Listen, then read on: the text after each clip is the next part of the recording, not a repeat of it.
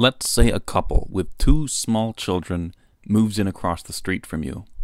They also drive a brand new car. Now you just happened to be reading earlier that day that this particular model and year scored the highest in its class in every single safety measure across the board. You also learned that this car costs significantly more than other cars in its class, specifically because of this high safety rating. Given the total evidence available to you at this time, you reasonably infer that your new neighbors probably care a great deal for safety for their family. You wait a few days, allowing them to settle in before crossing the street to introduce yourself. However, as you walk up their driveway, you notice that the airbags have been tampered with and disabled, and that the child safety seats are both attached improperly with duct tape. Naturally, you're a bit puzzled. Observing the general fact that your neighbors purchased a car specifically pricey for its safety features clearly seems to be more likely on the hypothesis that the family cares about safety than on the hypothesis that the family does not care about safety. And yet, given the general fact, the additional observations, the specific facts of the duct-taped child safety seats and disabled airbags are more likely on the hypothesis that the family doesn't care about safety than on the hypothesis that they do.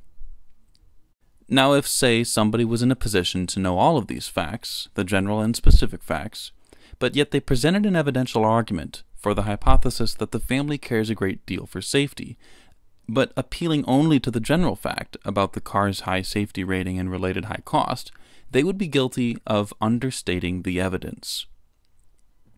Philosopher Paul Draper argues that many evidential arguments for theism are similarly guilty of appearing convincing only because they understate the evidence, as they, quote, successfully identify some general fact about some topic that is more surprising on naturalism than on theism, but all too conveniently ignore more specific facts about the topic, facts that, given the general fact, are significantly more surprising on theism than on naturalism.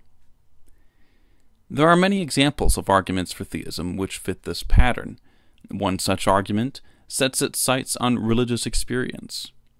If we agree that the general fact of religious experience had apparently of God is more likely on theism than on naturalism, we can say it counts as some evidence for theism over naturalism. But Paul Draper reminds us that the general fact of the existence of religious experience is not the only relevant fact we know about that topic.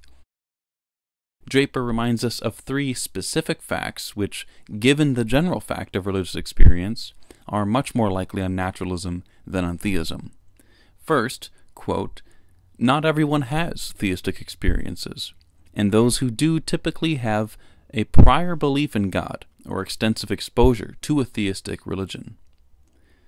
Secondly, the subjects of theistic experience pursue a variety of radically different religious paths, none of which bears abundantly more moral fruit than all the others. And third, victims of tragedy are rarely comforted by religious experience.